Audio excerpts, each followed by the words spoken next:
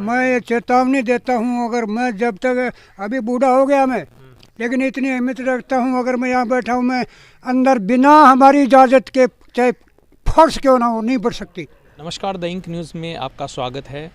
विकास जाखड़ जी जो कि शौर्य चक्र विजेता हैं, वो धरने पर हैं और अनशन पर हैं और चौथा दिन आज उनको अनशन का हो गया है। कल अधिकारी लोग भी यहाँ पर पहुँचे थे, एसडीएम भी यहाँ पर 22 तारीख से मैं भी अनशन कर रही हूँ और मैं इस चैनल के माध्यम से कहना चाहती हूँ कि जब तक मांगे पूरी नहीं होगी तब तक अनशन चलेगा। पहुँचे थे तो आगे की जो इनकी रणनीति है, क्या उनकी मांगे हैं, वो हम आपको विस्तार से जानकारी देंगे। विकास जी से ही जानेंगे वो सारी चीज़ें। आप सर चौथे दिन भी आप अनशन पर हैं, आपसे अधिकारी लोग भी मिल रहे हैं। पहले तो मैं ये जानना चाहूँगा कि कल क्या बातें हुई अधिकारियों के साथ आप लोगों की? अधिकारियों ने खासकर एसडीएम साहब आए थे तो मेडिकल चेकअप वगैरह करवाया और ये बोले कि आप जो है कर्मिक अनशन पे बैठ जाइए, ये ठीक नहीं है।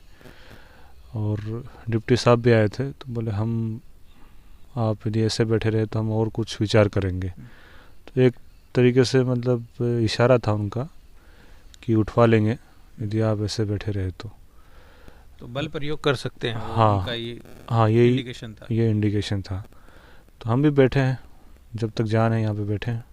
तो आपकी जो मेन मांगी हैं वो क्या क्या हैं सरकार से? भी शुरू से ये मांगे रही हैं कि जैसे हर भर्ती के लिए बच्चे आंदोलन करते हैं, हर भर्ती में पेपर आउट होते हैं, तो बार बार क्यों आंदोलन करें? कमेटी ऐसे बने कि जो पूरी खामियां हैं, सरकार जानबूझ के सब कुछ करवा रही है, तो कोई भी सरकार रहे, ये रहे, दूसरी रहे, तीसरी रहे, कमेटी बने वो ऐसी रिपोर्ट, ऐसा उसमें पूरा अध्ययन करे कि कहाँ कहाँ खामियां हैं। आरएस से लेके छोटी से छोटी जो भर्ती परीक्षा है उसमें कहाँ पेपर सेट होते हैं, कहाँ पेपर प्रिंट होते हैं, कहाँ से किस प्रक्रिया के तहत सेंटर में पेपर जाते हैं, फिर कि पेपर लीक होने में क्या क्या फैक्टर काम करते हैं, सब पे अध्ययन करें।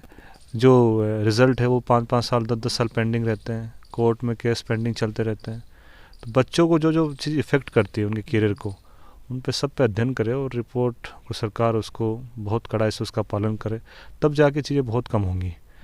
और अभी पिछले साल जो 4 मुख्य भर्तियाँ हुई हैं, रिट की, राजस्थान एसआई की, जीएन की और लाइब्रेरियन की, उसमें बड़े लेवल पे घोटाले हुए हैं और उसमें नकल माफिया तो केवल मोहरा है, उसमें डायरेक्टली गवर्नमेंट के ही लोग इन्वॉल्व हैं, बड़े बड़े मंत्री और पावरफुल लोग।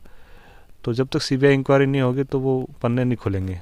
और ये लोग अभी नियुक्तियाँ मिल रही हैं, कोई टीचर बन जाएगा, कोई सब इंस्पेक्टर बन जाएगा और समाज के घुन की तरह खा जाएंगे, ख़त्म कर देंगे। तीसरी मांग हमारी ये है कि राजस्थान माध्यमिक शिक्षा बोर्ड के जो चेयरमैन हैं वो एक ढंग से रीट की परीक्षा नहीं करवा सकते, उनको हक ही नहीं उस चेयरमैन की सीट पे बैठने का, उनको इस्तीफ़ा दे देना चाहिए या सरकार को उनका इस्तीफ़ा ले लेना चाहिए।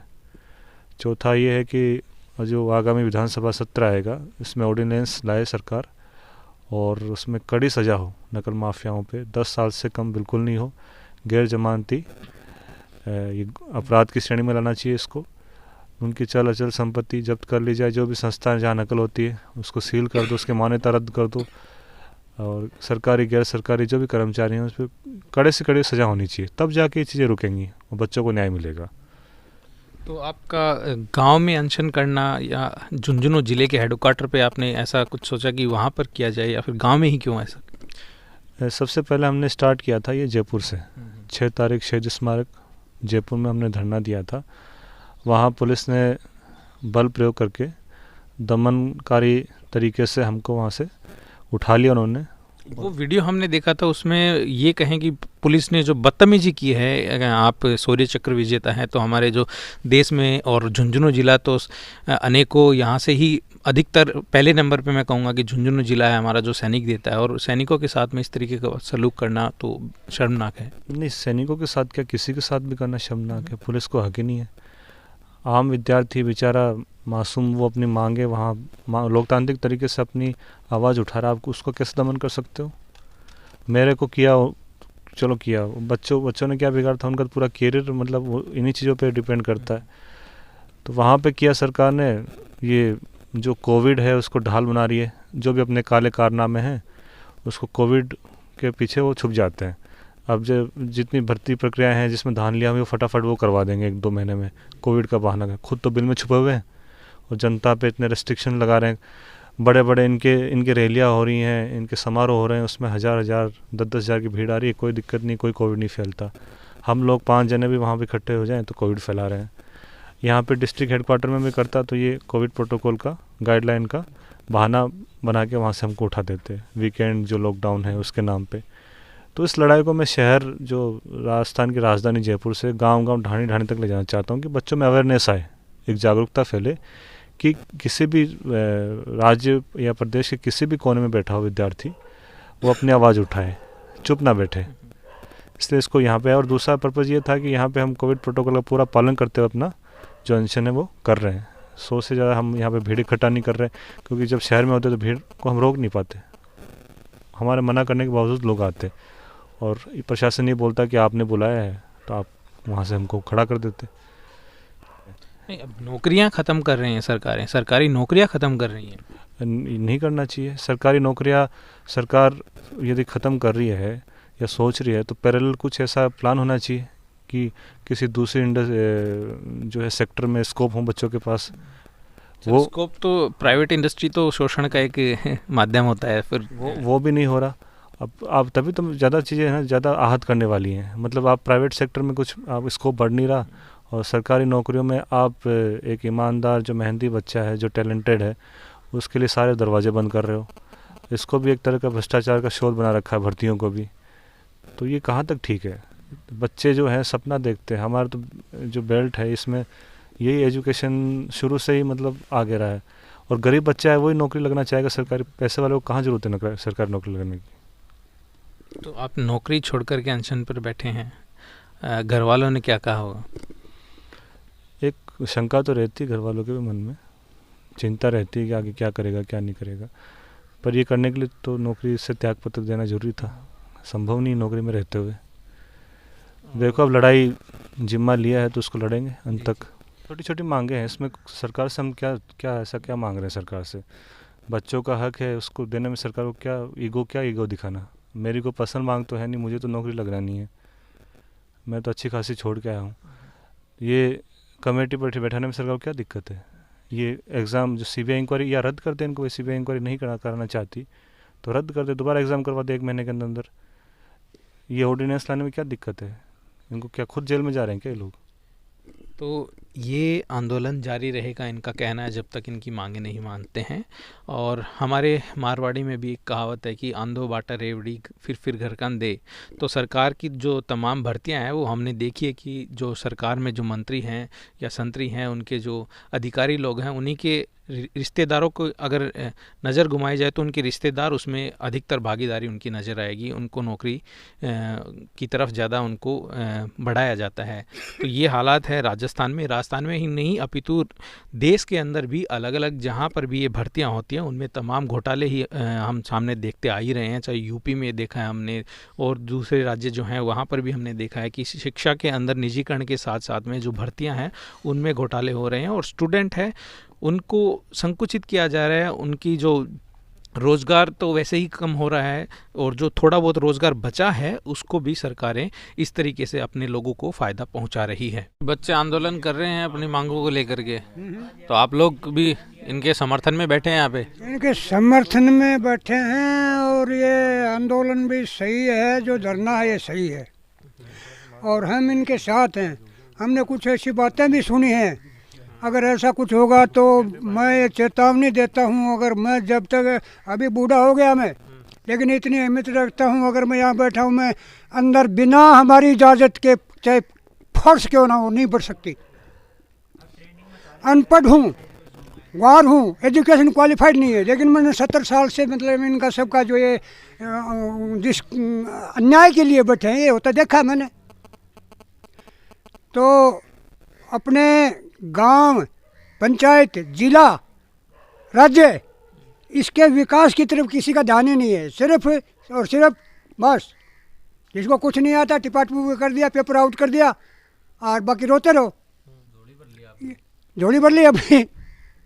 तो जिन्होंने पैसा दिया और जिन्होंने पेपर के पैसे लिए, दोनों को गिरफ्तार नहीं किया जाए, उन्हें सज़ा नहीं दी जाए, वो गवर्नमेंट नहीं वसूलेगी तब तक ये हमारा धरना जारी है, जहाँ तक मेरा विश्वास है। बाकी सब लोगों का मिल करके होगा बात, लेकिन मैं जो यही चाहता हूँ कि उनको सज़ा नहीं मिले तब तक वो नहीं होगा। और भय मैंने प्रीत नहीं, ये डराते हैं दुनिया को, गरीब जनता को, बाहर बस्ती वालों को डराते हैं, हम डरने वाले नहीं।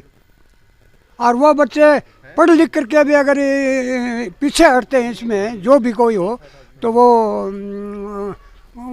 उसको बुद्धिमान नहीं कर सकते। इनाय के खिलाफ इनाय से तभी लड़ सकेंगे, 3 गुण इंसान में होंगे, बल, बुद्धि, विद्या। बुद्धि विवेक होना बहुत अनिवार्य है। अगले की चाल से पहचानना, उसकी बात से पहचानना, उसके व्यवहार से पहचानना, पहचान करनी जरूरी है। तो आप इस आंदोलन से कैसे जुड़े इनके साथ में?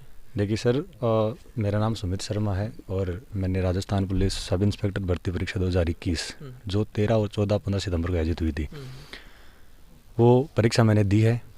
पेपर लीक हुआ, इसके कई सबूत हमने राजस्थान सरकार के मंत्रियों को और हाईकोर्ट में भी हमने पेश किए, लेकिन इस मामले में कोई संज्ञान नहीं लिया जा रहा है।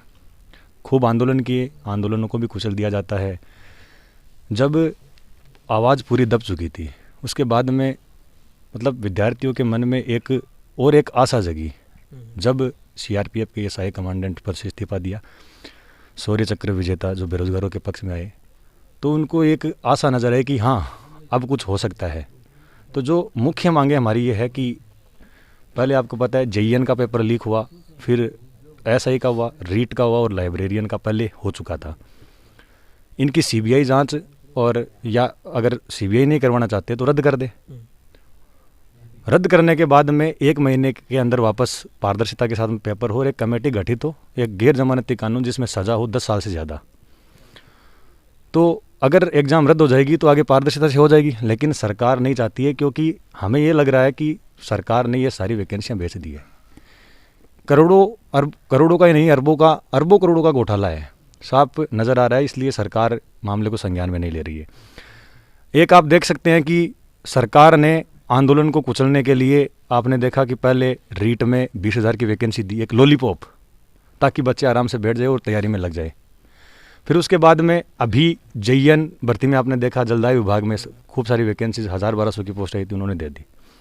अभी 2nd ग्रेड की वैकेंसी उन्होंने 10,000 का एक और लॉलीपॉप दे दिया। और मतलब लगातार जब एसआई का भी आंदोलन चल रहा था उस टाइम कांस्टेबल की वैकेंसी दे दी। सबको शांत करने के लिए, यानी जो अभी भर्तियां हुई है वो तो पारदर्शिता से हुई नहीं है, जबकि अलग अलग वैकेंसीज निकाली जा रही है। 17 अक्टूबर को सरकार ने एक नोटिफिकेशन निकाला था गैर जमानती कानून के लिए, वो अभी तक लागू नहीं हुआ है। जबकि सरकार अगर चाहती है तो मतलब 1 दिन में ऑर्डिनेंस आ सकता है, अध्यादेश आ सकता है और वो लागू हो सकता है। लेकिन अध्यादेश लागू नहीं हुआ, उसके बाद में पटवार का एग्ज़ाम हुआ, वीडियो का एग्ज़ाम हुआ और आरएस का भी एग्ज़ाम हो गया। और वीडियो में तो पेपर भी थोड़ा बहुत इधर उधर हुआ था, एक आपने अखबार में भी खूब पढ़े थे। तो सरकार नकल माफियाओं को बचाने का काम कर रही है। अध्यादेश तो लाया जा सकता था, 17 अक्टूबर के बाद में 3 एग्ज़ाम हो गई। तो जब उन्होंने ये आश्वासन दिया, जब आमरण अनशन जयपुर में चल रहा था, उस टाइम एक लॉलीपॉप दिया था कि आमरण अनशन तोड़ दे, और अब भी अध्यादेश लागू नहीं हुआ है। और भी कई सारी वैकेंसीज आप देख लीजिए अभी, मतलब जेईएन में, रीट में, 2nd ग्रेड की। हो सकता है कि मतलब सरकार एसआई वाले अभ्यर्थियों को भी बैठाने के लिए एक लॉलीपॉप दे सकती है। आप देख लीजिएगा, मतलब मुझे तो लग रहा है कि एसआई में भी नई वैकेंसी आ सकती है सबको बैठाने के लिए। लेकिन हमारी तो मांग यह है कि जो पहले वैकेंसीज हुई है उनकी आप सीबीआई जांच करवाएं, या अगर सीबीआई से नहीं करवाना चाहते तो आप इनको रद्द कर दें और गैर जमानती कानून लेके आ जाए। और जो ओएमआर सीट भरने का खेल चलता है बैकडोर में, खाली छोड़ के आ जाते हैं, फिर उसके बाद में ओएमआर सीट भर देते हैं। जो बच्चे मेहनत करते हैं उनका नंबर नहीं आता है। जयपुर में तैयारी करते हैं, सीकर में तैयारी करते हैं, राजस्थान के विभिन्न कोनों में बैठकर तैयारी करते हैं। जब पेपर देकर आते हैं और अखबार जब पढ़ते हैं तो उनको तो पता लगता है कि पेपर तो लीक हो गया। लगातार खबरें आती है कि बीकानेर से पेपर आउट हुआ, व्हाट्सएप पर गया, तो उनका दिमाग खराब नहीं होता है। मतलब जो मेरिट आपने देखा, एसआई की जो मेरिट थी पिछली बार 201 नंबर मेरिट थी फिजिकल क्वालिफाई के लिए 400 में से, अब की बार 234 नंबर गई है, 33 नंबर का उछाल देखने को मिला, जबकि वैकेंसी डबल है। वैकेंसी डबल है तो ऐसा तो कोई है नहीं। और मेरिट आप देख लेना, मेरिट लगातार आपने जेईएन में देखा, जेईएन में 120 क्वेश्चन थे और उसमें से 11 क्वेश्चन डिलीट कर दिए जाते हैं, 109, और 109 में से 101 क्वेश्चन जिसके सही हो रहे वो 3 गुना में पास हो रहा है, 3 गुना में। और जब 1 गुना की मेरिट आएगी तो 105। राजस्थान में कोई ऐसा विद्यार्थी है क्या जो 109 में से 105 ला सकता है? मुझे तो नहीं लगता। ये आरएस भर्ती में भी हमने देखा ऐसा कि उसमें भी इनके जो नज़दीकी करीबी बताए जा रहे हैं मंत्री के, उनके भी नंबर 1 या 2 नंबर ही कम थे। जैसा कि आप आरएस में बात कर रहे हैं तो पिछली बार आरएस में शायद टॉपर थी मुक्ता राव, झुंझुनू से ही थी। और उनके पेपर में अगर नंबर देखें, पेपर में उनके नंबर ज़्यादा है, और जो आप बता रहे डोटासरा जी उनके जो रिश्तेदार है, इंटरव्यू में उनके ज़्यादा आ रहे हैं, उनके कम आ रहे हैं, जबकि टॉपर वो है। तो मतलब ये साफ साफ स्पष्ट होता है कि मतलब उनकी संलिप्तता तो है। बीच में जब आवाज़ उठा रही थी कि जो आरएस में जो घपला हुआ है, जो रीट में हुआ है, उसके तार मैं तो खुद देखो, आज मैं आपके चैनल के माध्यम से कहना चाहता हूँ, सीधे लक्ष्मणगढ़ से जुड़े हुए हैं। इसीलिए सीबीआई की जांच नहीं हो रही है। आपने देखा होगा हरियाणा में ओम प्रकाश चौटाला जी को 10 साल की सज़ा हुई।